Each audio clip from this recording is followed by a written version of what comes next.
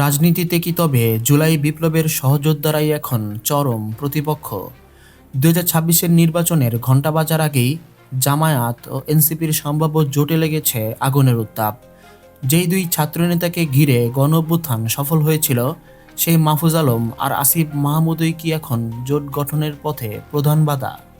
কেন সাবেক দুই উপদেষ্টাকে বোঝা মনে করছে জামায়াত ইসলামী?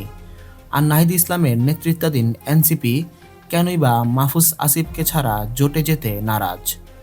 আজ আমরা এমন এক ইনসাইট স্টোরি শোনাবো যা শুনলে আপনি বুঝতে পারবেন বাংলাদেশের রাজনীতির নতুন মেরুকরণ কতটা ভয়াবহ মোড় নিচ্ছে।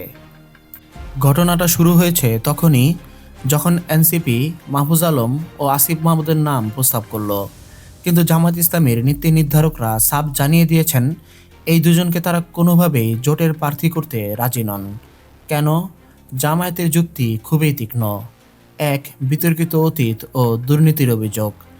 জামায়াত নেতাদের মতে একজন সাবেক উপদেষ্টার বিরুদ্ধে দুর্নীতির যে নানা অভিযোগ উঠেছে, তার সত্যতা যাই হোক, তাকে প্রার্থী করলে সেই দায়ভার জোটের উপর পড়বে।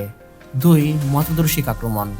আরেকজন সাবেক উপদেষ্টা দায়িত্ব থাকাকালে জামায়াত ও এর মতাদর্শ নিয়ে বারবার বিষোদ্গার করেছেন।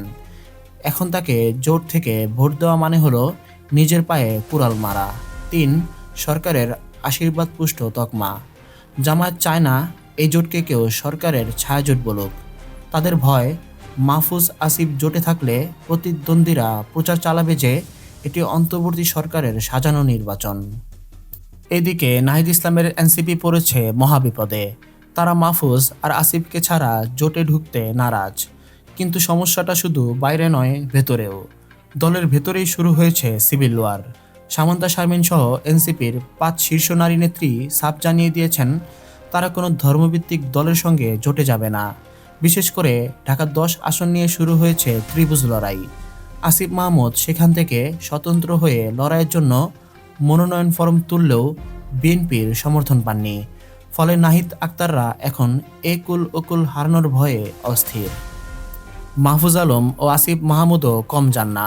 তারা এনসিপি ও জামায়াতকে স্পষ্ট করে দিয়েছেন দলীয় পদমর্যাদা এবং প্রার্থিতা নিশ্চিত না হলে তারা জোটের কোনো দায় নেবে না।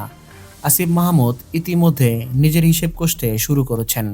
ঢাকা ১০ আসনে জামায়াতের জসিমউদ্দিন সরকারের বিরুদ্ধে আসিফের স্বতন্ত্র প্রার্থিতা কি তবে জোট হওয়ার আগেই বিচ্ছেদের সুর বাজিয়ে দিচ্ছে?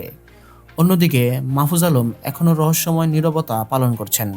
তিনি কি শেষ মুহূর্তে একাই লড়বেন, নাকি নতুন অন্য কোনো জোট বেছে নেবেন?